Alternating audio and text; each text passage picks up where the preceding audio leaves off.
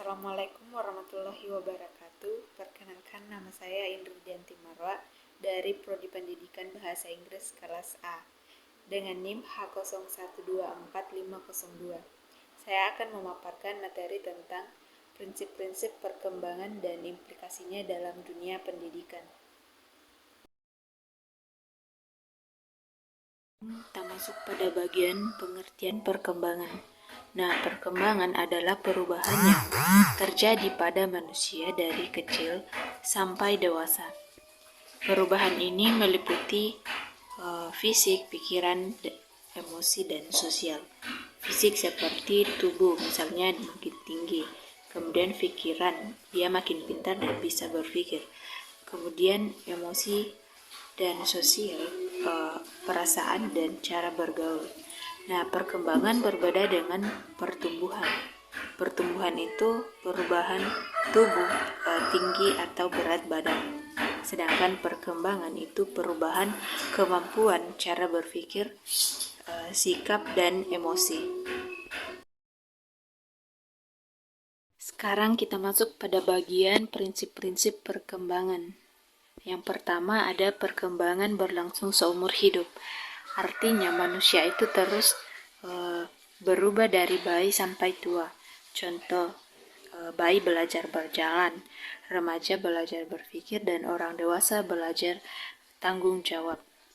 Kemudian yang kedua ada perkembangan memiliki banyak aspek atau multidimensional.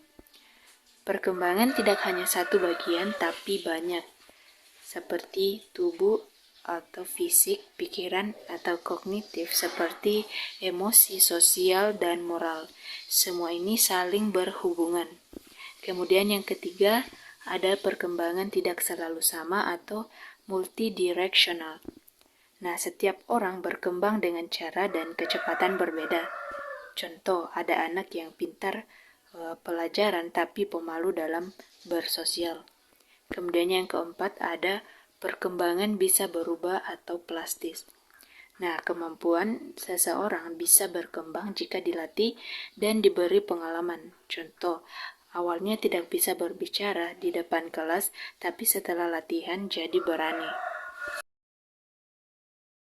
Kemudian yang kelima ada dipengaruhi lingkungan dan pengalaman. Lingkungan sangat mempengaruhi perkembangan. Contoh, anak yang didukung keluarga biasanya lebih percaya diri. Kemudian yang keenam itu berkaitan dengan banyak ilmu atau multidisipliner. Perkembangan dipelajari dari berbagai bidang seperti psikologi, pendidikan, dan kesehatan. Artinya untuk memahami manusia perlu banyak ilmu. Kemudian yang terakhir ada tergantung kondisi atau kontekstual. Nah, perkembangan dipengaruhi oleh situasi masing-masing orang. Contoh, usia, lingkungan, sosial, dan pengalaman hidup membuat perkembangan setiap orang berbeda. Selanjutnya yaitu implikasi dalam dunia pendidikan. Artinya, dalam pembelajaran. Yang pertama, pembelajaran harus sesuai tahap perkembangan. Guru harus menyesuaikan cara mengajar dengan usia siswa dan kemampuan siswa. Contoh, jika anak SD belajar dengan gambar dan permainan, bukan teori yang sulit. Kemudian yang kedua ada menghargai perbedaan individu.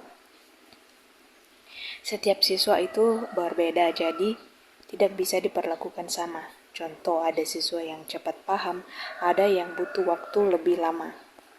Kemudian yang ketiga ada pentingnya lingkungan belajar yang baik. Lingkungan yang nyaman dan positif membantu siswa berkembang lebih baik. Contoh, kelas yang aman dan tidak menakutkan membuat siswa berani bertanya. Bagian yang keempat, guru sebagai fasilitator dan motivator. Guru tidak hanya mengajar tapi juga membimbing, memberi semangat, dan memahami siswa. Jadi guru membantu siswa berkembang, bukan hanya memberi materi. Kemudian yang terakhir, pembelajaran harus aktif dan bermakna.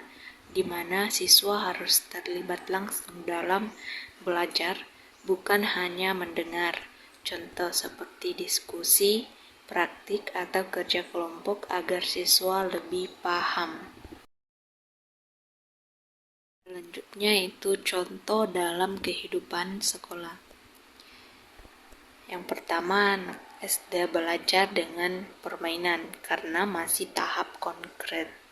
Kemudian remaja diajak diskusi karena sudah mulai berpikir abstrak. Kemudian yang terakhir, guru memberi motivasi. Ini membantu perkembangan emosional. Kemudian kesimpulan, memahami prinsip-prinsip perkembangan sangat penting bagi pendidik agar dapat menciptakan pembelajaran yang sesuai dengan kebutuhan peserta didik. Dengan begitu, proses belajar menjadi lebih efektif dan menyenangkan.